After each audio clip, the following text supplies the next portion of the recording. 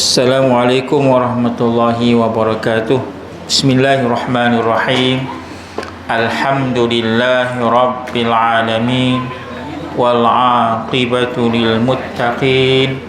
Wala udwana illa 'alal zalimin.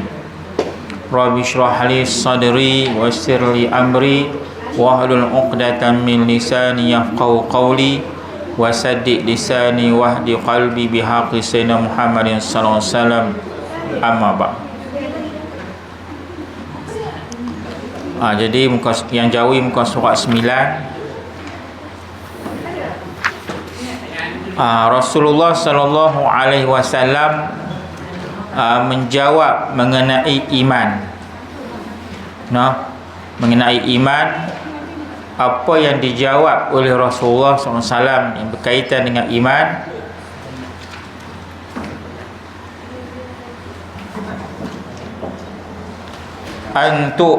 Antu'mina billahi wa malaikatihi wa kutubihi wa rusulihi wal yaumil akhir wa tu'mina bil qadri khairihi wa syarrih.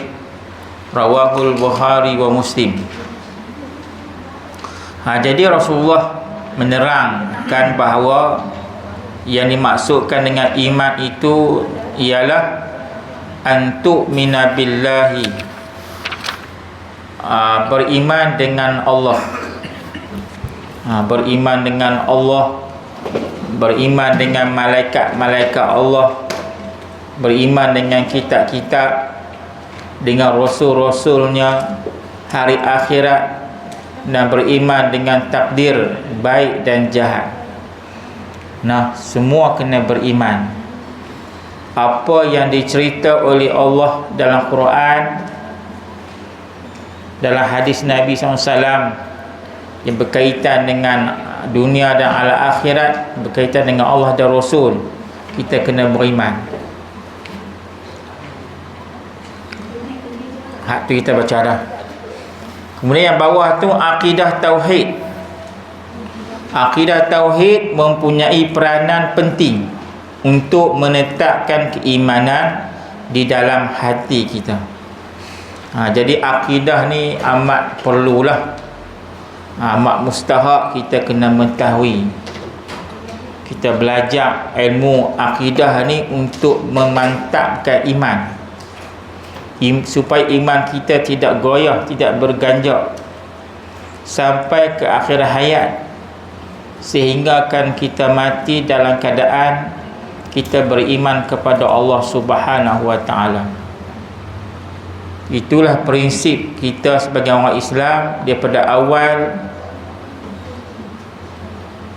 Di alam rahim kita telah berjanji dengan Allah. Allah Ta'ala khitab kepada kita di alam rahim, alastu bi rabbikum, bukankah aku ni Tuhan kamu? Kita telah menjawab di alam rahim, bala, bahkan kamu adalah Allah bagi kami. Sampai ke dunia, kita berpatah balik, kita berpaling tadah. Ada manusia yang istiqamah, berpegang janji dengan Allah di alam rahim sampai ke akhir hayat. Ada manusia, sebahagian manusia berpaling tadah, mati dalam keadaan tidak beriman kepada Allah Subhanahu wa ta'ala. Sebab itu perlunya kita belajar ilmu akidah, sebab kita selalu terdedah dengan perkara-perkara yang boleh menarik kita supaya bergoncang iman. Sebab tu kena belajar ilmu akidah, ilmu fiqh, ilmu tasawuf. Jadi 3 ilmu ni wajib kita belajar, fardu ain. Hingga ulama mengatakan bahawa haram bagi seseorang itu belajar ilmu yang lain, sehingga kan dia mantap, dia mahir 3 ilmu ini. Ilmu fiqh pun tak tahu, ilmu tauhid pun tak tahu, tasawuf pun tak tahu. Tiba-tiba nak belajar ilmu keduniaan, ilmu fizik, ilmu kimia, ilmu matematik, ilmu sejarah. Ilmu sejarah belajar, ilmu akidah tak belajar. Sejarah nak di mana? Kan? tak dibawa pergi mana, hingga habis setakat dunia saja. Jadi kalau kita mahir 3 ilmu ni, dah mahir, dah mantap, barulah kita boleh belajar ilmu-ilmu yang lain. Kalau kita tak mahir 3 ilmu ni, kita pergi belajar ilmu lain, hukumnya adalah haram. Kita berdosa sebab kita tinggal belajar.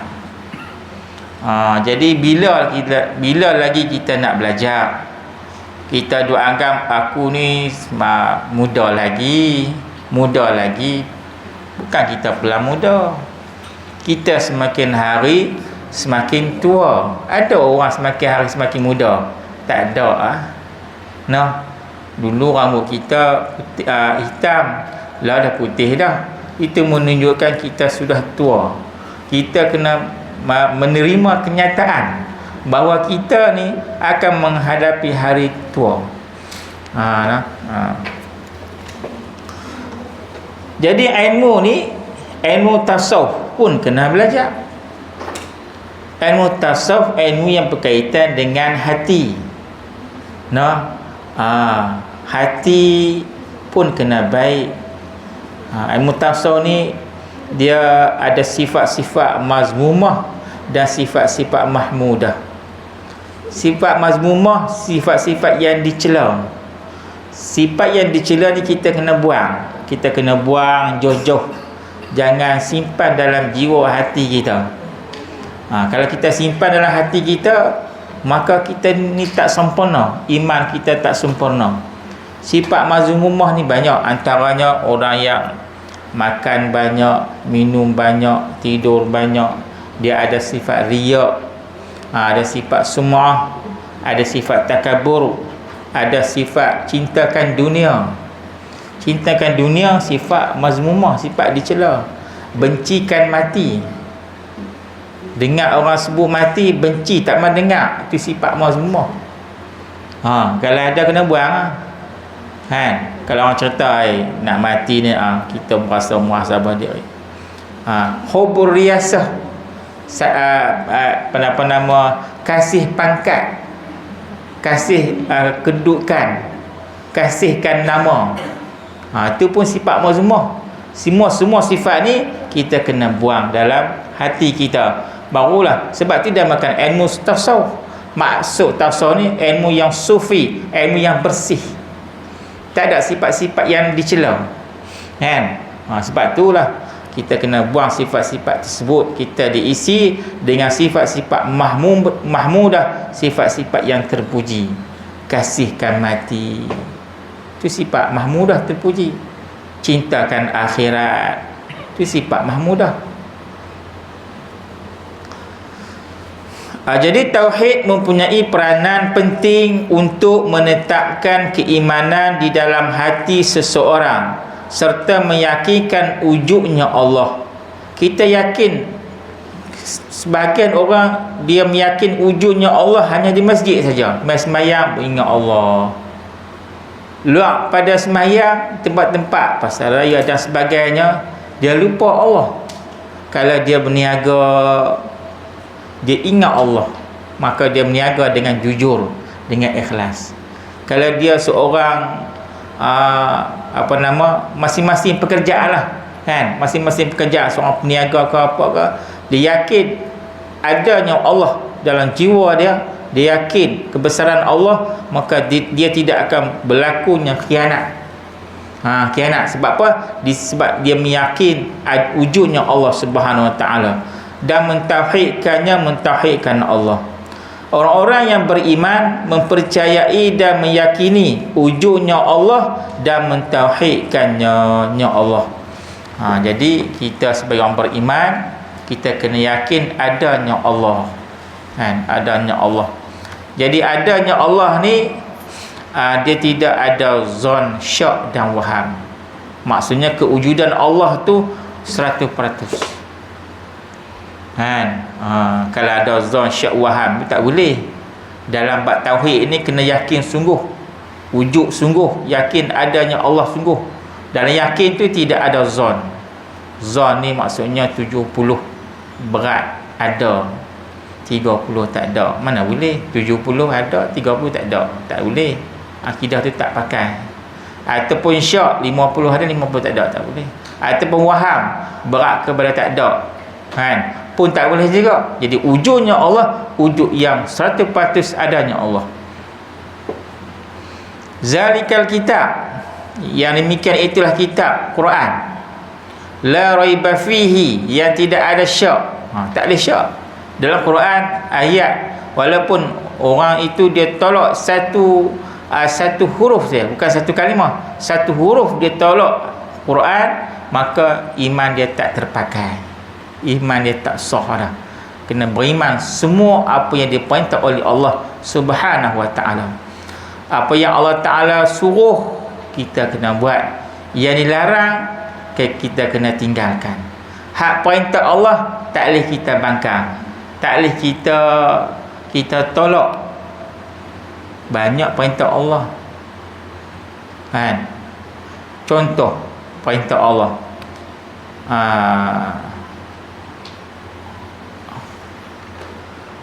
maka perintah Allah ni dalam Quran sebut fankihu ma tabalakum minan nisa. Ni contohlah,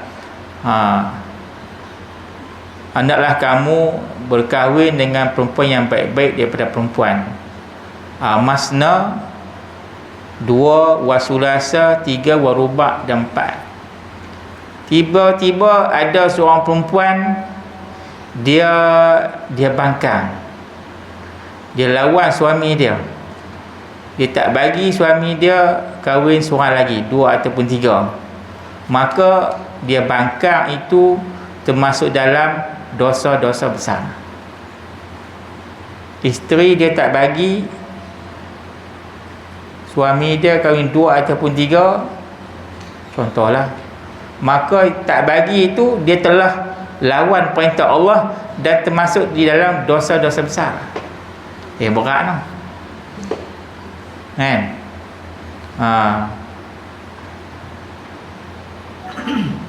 Sebab itulah ada seorang di zaman Nabi, ada seorang perempuan pergi jumpa Nabi. Perempuan tu kata kat Nabi, ya Rasulullah, ada seorang lelaki main minang aku, nama dia sekian-sekian. Nabi kata aku kenal. Lepas tu Nabi tanya dia sebab apa. Perempuan tu tanya kat Nabi, apakah hak suami terhadap isteri? Hak suami terhadap isteri. Nabi kata hak suami terhadap isteri, jika sekiranya suami itu jika sekiranya suami, dalam lubang hidung suami itu ada penyakit, iaitu darah bercampur dengan nanah, maka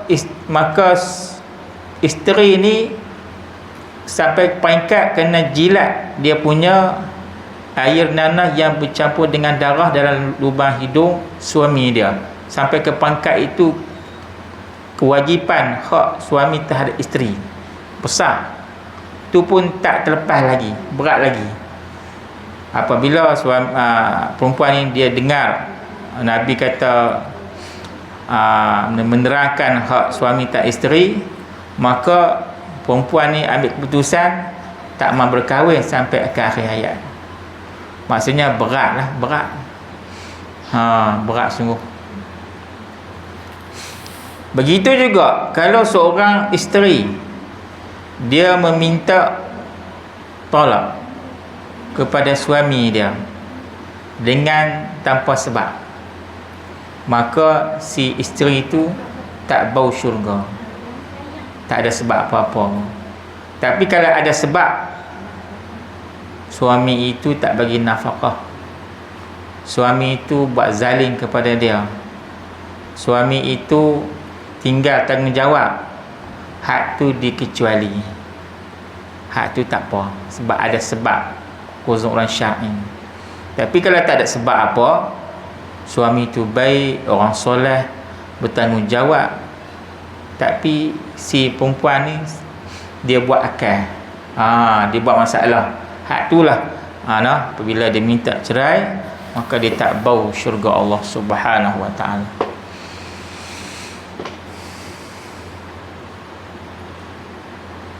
Serta mengiktiqadkan bahawa Allah Ta'ala bersifat kamalat. Sifat kamalan, sifat-sifat kesempurnaan. Wajib kita iktiqad Allah Ta'ala bersifat dengan sifat kamalat, sifat-sifat kesempurnaan secara ijmal. Secara ringkas, wajib kita i'tiqad Allah Ta'ala bersifat dengan sifat kesempurnaan. Dan maha suci Allah dari sifat kekurangan. Itu i'tiqad secara ijmal. Akidah tauhid juga mempunyai keistimewaan yang unggul, kerana di dalam akidah tauhid dibahaskan masalah-masalah yang berkaitan dengan keimanan. Kalau sebut tauhid ini, dia cerita beriman dengan Allah, dengan malaikat, dengan kitab semua kena beriman. Kitab, kalau dia beriman dengan kitab Quran saja, kitab Zabur, kitab Taurat, Injil, tak beriman, dia bukan orang Islam. Akidah dia tidak sah.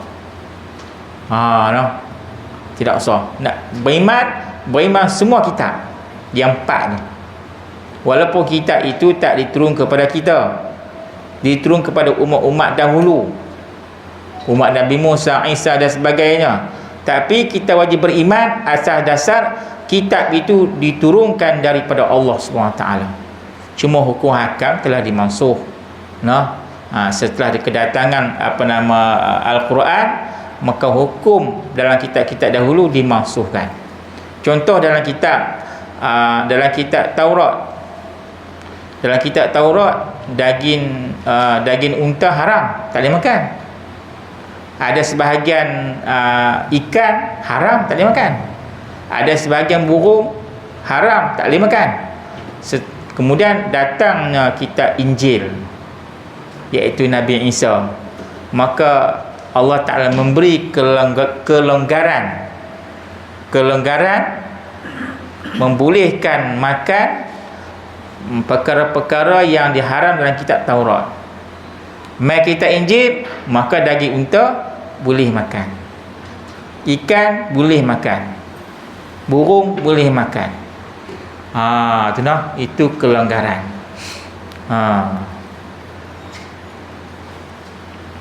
Daging kuda, siapa biasa makan daging kuda?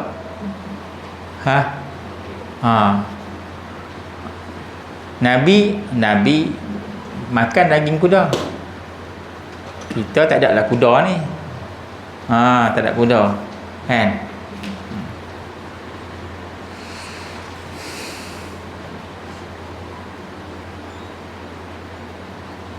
Kerana di mana masalah-masalah ini tidak dibahaskan secara khusus di dalam ilmu-ilmu yang lain. Maksudnya yang berkaitan dengan beriman kepada Allah, malaikat, kitab, Rasul, hari akhirat, ni semua ni tak dibincang dalam kitab-kitab yang lain. Ilmu fiqh, bab fiqh, tasawuf, bab tasawuf. Kalau bab alam ghaib ni, akhirat ni, dia dibincang dalam kitab tauhid. Kecuali di dalam ilmu akidah dan tauhid ni saja dibincang dalam keistimewaan akidah tauhid yang membahaskan keimanan adalah tergantung dalam firman Allah yang berikut. Auzubillahi minasyaitonirrajim. Amanar rasulu bima unzila ilaihi mir rabbih wal mu'minun kullun amana billahi wa malaikatihi wa kutubihi wa rusulihi la nufarriqu baina ahadin min rusulihi wa qalu sami'na wa ata'na ghufranaka rabbana wa ilaikal masir. Surah Al-Baqarah ayat 285. 285. Maksudnya Rasulullah SAW telah beriman kepada apa yang diturunkan kepadanya dari Tuhan. Jadi apa yang Allah Ta'ala turun kepada Rasulullah, semua Rasulullah beriman, tidak tolak sedikit pun. Jadi kita pun kena beriman lah. Kalau Rasulullah beriman, kita pun kena beriman. Jadi Rasulullah SAW ni, dia datang ke dunia membawa hidayah, petunjuk untuk semua manusia. Nabi ni orang tawar dia macam-macam. Musuh Nabi ni Abu Jahal. Musuh yang paling utama ni Abu Jahal. Nama dia Abu Hakam. Abu Hakam ni bapa penghukum. Tetapi dia lawan Nabi. Dia tolak ajaran Nabi. Maka Nabi tukar nama dia jadi Abu Jahal, iaitu bapa jahil. Bapa jahil. Jadi apabila orang kafir-kafir Quraisy berputus asa untuk nak bunuh Nabi, tak boleh. Nak bunuh Nabi, nak tangkap, nak tak boleh. Akhir sekali mereka tawar kepada Nabi, in kunta turidu mulkan malaknaka alaih. Jadi orang kafir Quraisy katakan Nabi, wahai Muhammad, kalau kamu nak jadi raja, kami lantik kamu jadi raja di kota Mekah dan di kota Madinah. Jadi raja besar. Besar sekali. Raja untuk kami semua. Dengan syarat tinggalkan ajaran Islam. Jangan mencerca Tuhan nenek moyang kami. Nabi tolak. Kemudian depa tawar kepada Nabi, wa in kunta turidu malan, sekiranya kamu nak harta yang banyak, nak jadi kaya raya, kami himpunkan semua harta di kota Mekah dan Madinah bagi kat kamu yang paling kaya. Kalau tuan-tuan, kalau orang tara macam itu buat macam mana? Duduk saja kat rumah, tak payah kerja dah, pencin. Seronok orang mencin. Tak ada fikir apa. Himpun semua harta bagi kat Nabi, asalkan tinggalkan Islam. Jangan duk mencerca Tuhan nenek moyang kami. Nabi tolak. Kemudian dia tahu kepada Nabi, sekiranya kamu hendak perempuan yang cantik-cantik, kami boleh cari perempuan yang cantik di kota Mekah dan Madinah bagi kat kamu. Nabi jawab, wallahi, demi Allah, sekiranya kamu meletakkan matahari di sebelah kanan, bulan sebelah kiri, untuk meninggalkan ajaran Islam, ma taraktuhu, aku tidak akan tinggal. Tu prinsip Nabi. Kalau Nabi nak jadi kaya, Allah Ta'ala tawar dia. Allah Ta'ala bagi tahu kat Jibril, hai Jibril, pergi bagi tahu kat Muhammad, kalau nak kaya, aku boleh tukarkan bukit Jabal Uhud jadi emas ketir. Kaya raya sampai ke anak cucu, sampai ke hari ni tak miskin. Keturunan Nabi Muhammad tetap kaya, tapi Nabi tolak. Sebab Nabi mai ke dunia untuk menyelamatkan manusia. Nabi mai ke dunia untuk menghuraikan Al-Quran Karim. Tanpa Nabi, kalau Nabi tak mai ke dunia ni, tanpa Nabi, kita tak faham Quran. Kita nak sembahyang pun tak tahu macam mana. Sebab dalam Quran menyebut aqimus solah, dirikan sembahyang. Tak ada orang nak terang. Siapa nak terang? Sebab tu Allah telah hantar Nabi di kalangan manusia supaya huraikan Quran itu. Allah Ta'ala tak hantar Rasul kepada kita yang bersifat malaikat. Kalau hantar kat kita jenis malaikat, dia tak sama. Apabila tak sama, dia nak mengajak kita macam mana? Malaikat daripada cahaya, kita daripada tanah. Tak boleh. Jadi Allah Ta'ala hantar kepada kita Rasul yang bersifat macam kita juga. Makan, minum, tidak berkahwin, menghuraikan Islam kepada kita. Aqimus solah, dirikan sembahyang. Tu dalam Quran. Tak terang pun rokok macam mana, iktidal macam mana, tahiyat macam mana. Nabi mai dia terang satu. Sallu kama ra'aitumuni usalli. Semayanglah kamu, Nabi kata, seperti mana kamu melihat aku semayang. Kita tak pernah melihat Nabi semayang. Kita melihat Nabi semayang melalui sahabat-sahabat Nabi yang berterutan, sahabat tabi'in, atba' tabi'in. Jadi kita semayang ikut Nabi, dia panggil bil ilmiyah, dengan ilmu yang diajak oleh sahabat dan tabi'in. Sahabat dia semayang ikut Nabi, nampak Nabi semayang, takbir macam mana, rukuk macam mana, tidak macam mana, itu dikatakan bil basariyah, dengan melihat.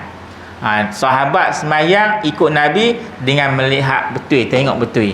Kita semayang melihat Nabi dengan cara ilmu sebab sahabat yang cerita. Semua ayat macam tu. Dan juga orang-orang yang beriman, semuanya beriman kepada Allah dan malaikat Allah. Malaikat Allah ni banyak, bukan kata 10 je. 10 tu ketua malaikat. Banyak malaikat ni melebihi pasir-pasir di bumi. Kita duk anggap pasir di bumi banyak dah. Malaikat lebih banyak ni daripada pasir kat bumi ni. Kita tengok orang ramai mati dalam satu saat saja, berapa ratus ribu orang mati satu saat. Sebab tu malaikat tu ramai. Malaikat maut tu ketua malaikat. Dan kitab-kitabnya dan rasul-rasulnya. Rasul-rasul daripada Allah ni, kalau Nabi dan Rasul 313. Itu yang muktamad lah. 313 tu Nabi dan Rasul. Ada qaul yang dhaif 314, 315, itu qaul yang dhaif. Kalau Nabi tanpa Rasul ada 124,000. 124,000. Kalau Nabi dan Rasul yang disebut dalam Quran 25. 25 tu wajib kita tahu, wajib kita ketahui, kena tahu. Kena tahu. Tapi tidak disyaratkan hafal dan tak disyaratkan tertib. Kalau disyaratkan hafal, disyaratkan tertib, jenuh kita. 25 banyak juga. Adam, Idris, Nuh, Saleh. Tapi wajib kita tahu. Kalau sebut Soleh ni, siapa dia? Nabi Soleh. Oh, ni Nabi dan Rasul dalam 25. Sebut Syuaib, oh ni Nabi dan Rasul yang 25. Tak hafal tak apa, tapi kita tahu. Tak disyaratkan hafal dan tak disyaratkan tertib. Kalau kena syarat hafal, syarat tertib, jenuh menghafal pula. Nak hafal. Yang mudah nak hafal. Kita semakin tua, semakin ingatan kurang. Kalau kita nak bagi ingatan kita semakin kuat, semakin segar, sampai 90 tahun duk segar lagi, kena banyak baca Quran. Ramai orang yang selalu membaca Quran, yang hafal Quran, baca Quran siang malam, dia tak dimakan oleh nyanyuk. Dia tak nyanyuk. Sampai 90 tahun pun dia ingat anak dia berapa orang, cucu dia berapa orang, dia ingat semua. Itu kelebihan Quran, mukjizat. Mukjizat.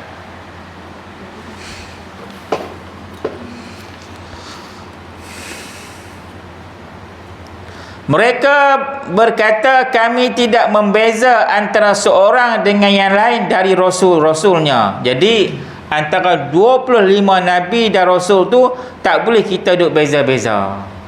Tapi hakikatnya Nabi yang paling mulia, yang paling afdal adalah Nabi Muhammad sallallahu alaihi wasallam. Salam nah.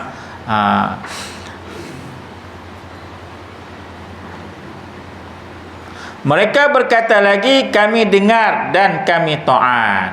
Ni Nabi dan Rasul.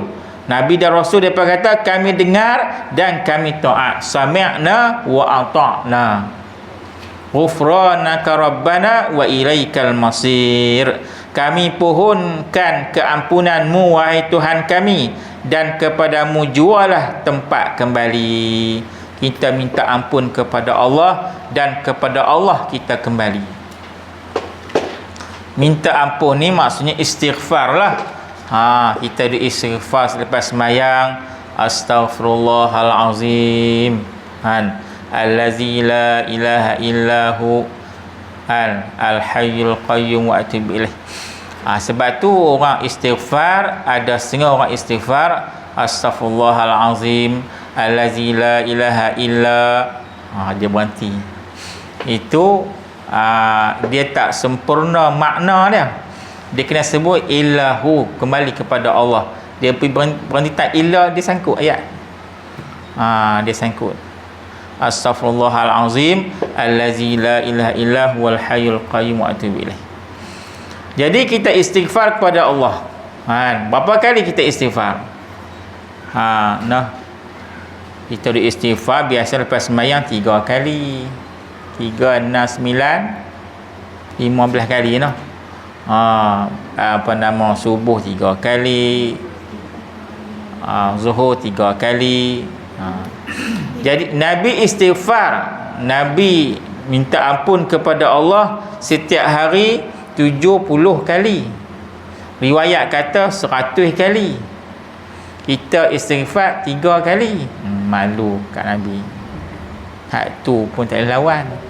Kita nak lawan ibadat Nabi tak boleh dah. Nak lawan makan pun tak boleh lawan. Nabi makan 3 jari saja. Kita ni 5 jari. Nak lawan tak mana? Kita kalah tak boleh. Istighfar pun tak boleh lawan. Istighfar 70 kali. Kita ada tu imam astaghfirullahalazim lagi pendek. Jadi Nabi istighfar setiap hari 70 kali, kata riwayat 100 kali. Sebab apa Nabi istighfar? Orang istighfar ni ada dosa. Nabi tak ada dosa, tapi Nabi istighfar. Pelik Kita istighfar patutlah, sebab kita ada dosa. Dosa langsung, dosa tak langsung, dosa dengan Allah, dosa dengan manusia, macam-macam dosa. Nabi istighfar, Nabi minta ampun. Nabi tak ada dosa. Nabi maksum. Awal dan akhir dia maksum, tidak ada dosa. Maksud istighfar Nabi itu, Nabi mengelak daripada dosa. Mengelak, takut terjatuh dalam dosa. Tu. Yang kedua, Nabi istighfar, Nabi nak ajak umat. Apa yang Nabi buat itu syariat. Syariat. Istighfar, maka umat Muhammad pun kena istighfar jugalah. Ni Nabi istighfar, umat dia tak istighfar. Hebat lagi patutnya Nabi kalau 100 kali, kita lebih lagi sebab dosa. Tapi kalau kita jadi imam, janganlah panjang-panjang. 3 kali cukup lah. Sagi makmum kat belakang bangkit-bangkit, tengok makmum tak ada, seorang tak ada, habis keluar. Padam muka. Kan? Dia kira sedap aku jadi imam ni. Istighfar panjang, astaghfirullahalazim, kena 100 kali. Balik-balik tengok siapa pun tak ada. Tinggal dia seorang. Kita nak istighfar 100 kali ke 200 kali, kita buat di rumah. Bangun tengah malam solat tahajud, istighfar dekat-dekat subuh tu. Hampir-hampir dekat sebelum subuh, setengah jam sebelum subuh tu, kita istighfar pada Allah. Istighfar masa itu lebih mustajab, jadi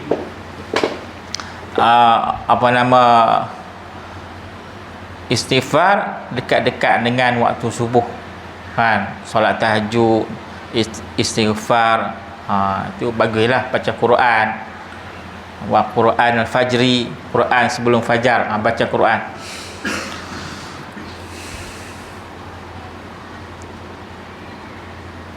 Sebab itulah kalau kita jadi imam, kita tak boleh lebih-lebih lah. Kita kena baca pendek-pendek, wirid yang pendek-pendek. Sebab kalau kita baca panjang, makmum tak suka kepada imam yang baca panjang, jadi makruh lah. Dan kepadamu jualah tempat kembali, iaitu kembali kepada Allah Subhanahu wa ta'ala. Ayat yang seterusnya, firman Allah, a'udzubillahi minasyaitonirrajim, ya ayyuhallazina aminu billahi wa rasulih wal kitabil ladzi nazzala ala rasulih wal kitabil ladzi anzala min qab wa man yakfur billahi wa malaikatihi wa kutubihi wa rusulihi wal yaumil akhir faqad dhalla dhalalan ba'ida. Surah An-Nisa ayat 136. Wahai orang-orang yang beriman, kalau dalam Quran disebut ya ayyuhallazina amanu, ayat itu turun di Madinah. Dia panggil ayat Madani. Kalau dia mula dengan ya ayyuhan nas, wahai manusia, ayat itu turun di Mekah. Sebab apa An-Nas di Mekah, Amadu di Madinah? Sebab di Madinah tu Islam dah kuat, jumlah orang Islam dah banyak, bertambah banyak. Sebab tu dia turun ya ayyuhallazina amanu. Hak di Mekah Islam tak kuat lagi, sehingga kan di Mekah Nabi semayang pun semayang di rumah masing-masing. Difardukan semayang Jumaat di mana? Di Madinah. Semua di Madinah sebab kuat. Jadi di Mekah Nabi semayang, sahabat-sahabat semayang di mana? Semayang di rumah.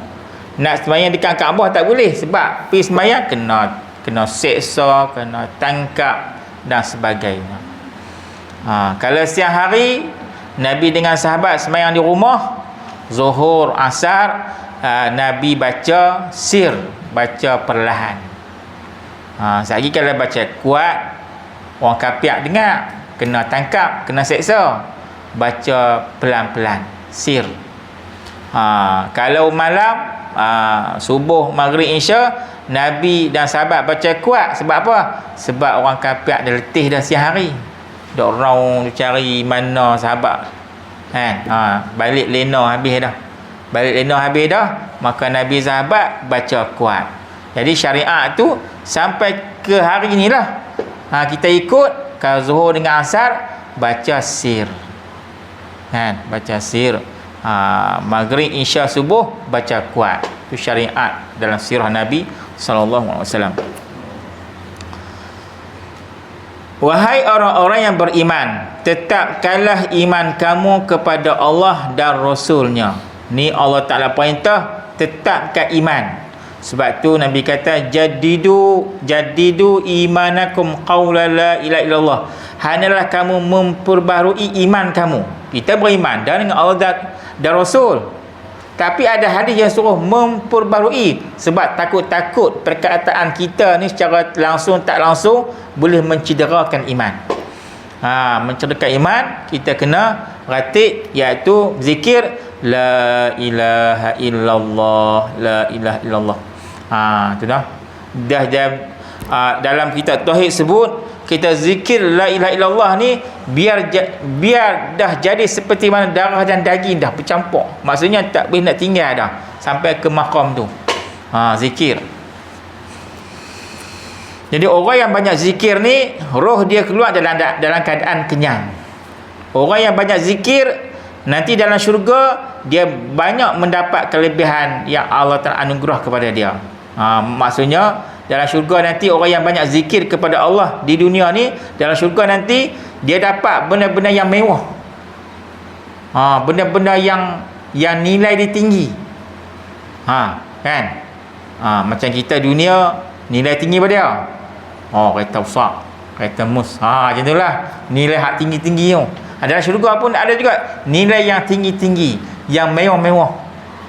Kalau orang boleh makan buah besar tu, kita besar lagi. Mewah tu. Kan? Dalam syurga kita makan, dia punya sedap dia. Dunia ni sedap dia, hak mola tu sedap. Sedap puluh makan tu. Kan? Lepas tu masuk tengah akhir, dia tak sedap dah sebab dia dah kenyang. Tapi dalam syurga sedap dia sampai tak hujung tu. Kita dah kenyang dah, sampai tu hujung pun duk sedap lagi. Tu syurga. Kan? Hak dunia ni biar basi habis. Dan syurga tak ada basi apa. Semua segar belaka.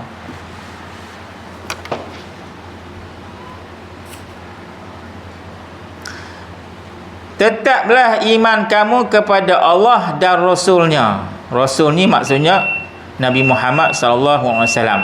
Sebab itulah orang yang nazak, kita pergi ajak kat dia. Apa dia?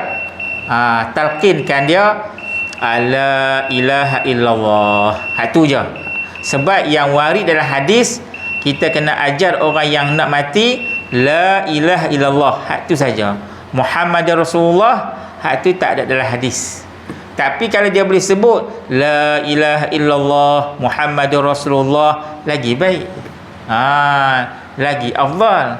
Tapi yang disebut dalam hadis, ajar hak tu, dia nak boleh sebut hak tu pun payah. Jenuh nak ajar dia. Kan? Kita ajar dia la ilaha illallah, dia pun sebut. Tak payah, tak perlu ajak dah, cukup.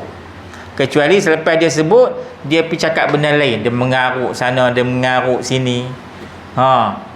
Dia pantun sana, pantun sini. Hajak pula. Kan tahu? Kan? Jenis orang pantun. Kan? Hajak pula la ilaha illallah. Elok dia sebut, dia pergi mengaruk benda lain pula. Ajak balik. Kan? Itulah orang yang ketika nak. Jadi orang yang ketika nak mati ni, kita baca yang pertama surah Yasin. Surah Yasin, stanzilur rahmah, rahmat turun. Yang kedua, kita nak bagi roh dia mudah keluar dengan selamat, dengan tidak ada kesakitan, kita baca surah Ar-Ra'du. Sampai habis, insya-Allah roh tu mudah keluar.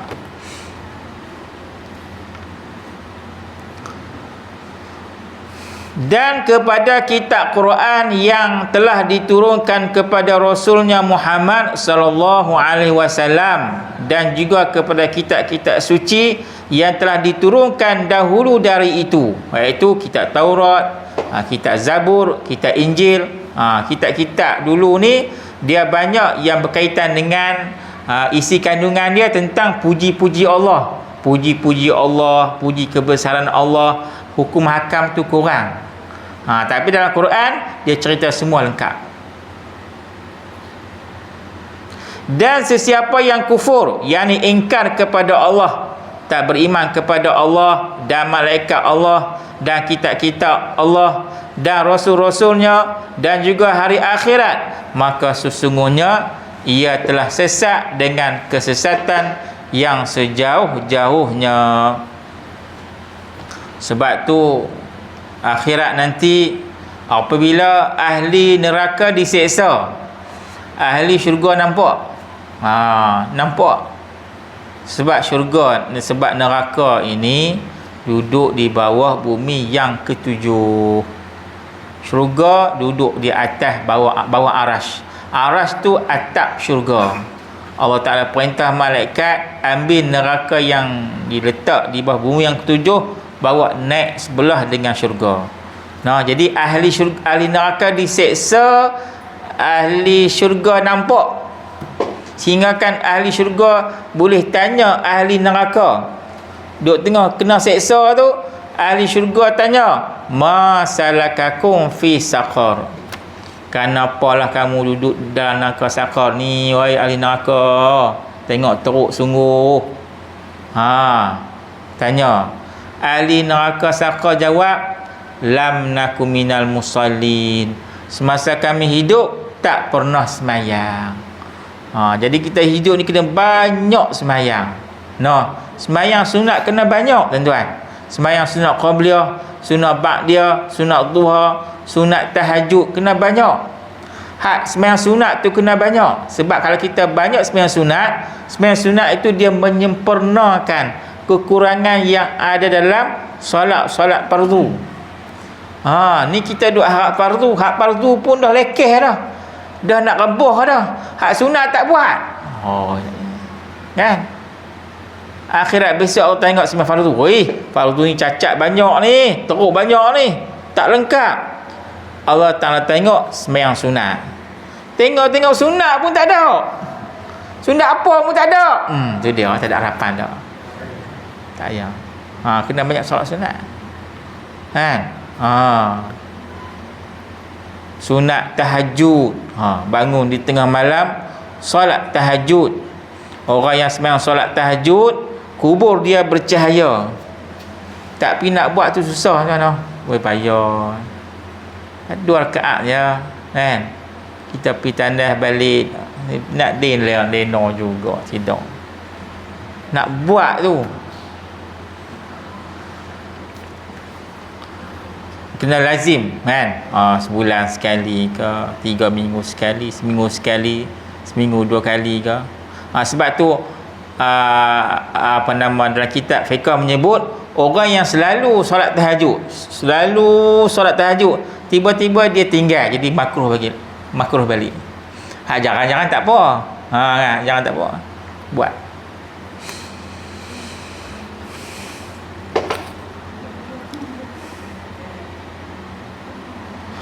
Yang ketiga, firman Allah, auzubillahi minasyaitonirrajim, laisal birra an tuwallu wujuhakum qibalal masyriqi wal maghrib walakinnal birra man amana billahi wal yaumil akhir wal malaikati wal kitabi wan nabiyyin. Sebab tu juga Allah Ta'ala tengok zakat. Dia ni zakat banyak lah, tak keluar zakat. Macam-macam zakat tak keluar. Nak kena seksa dah sebab tak keluar zakat. Allah Ta'ala tengok sedekah dia pula. Tiba-tiba tengok, sedekah dia banyak. Dia sedekah ni.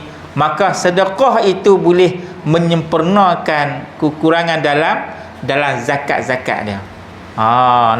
Zakat-zakat dia. Sebab tu kena banyak sedekah.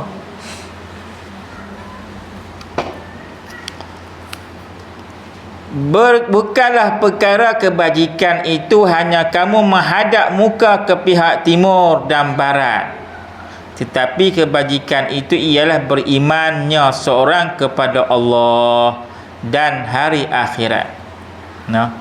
Sebab tu ada seorang sahabat tanya Nabi, amalan apakah yang paling utama? Nabi kata beriman kepada Allah. Yang kedua, amalan apakah yang jatuh nombor 2? Nabi kata fal yasir rahimah, hubungkan silaturahim. Amalan yang paling utama beriman kepada Allah. Yang kedua, hubung silaturahim.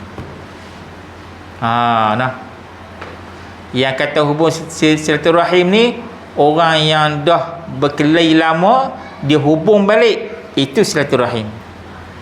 Kan?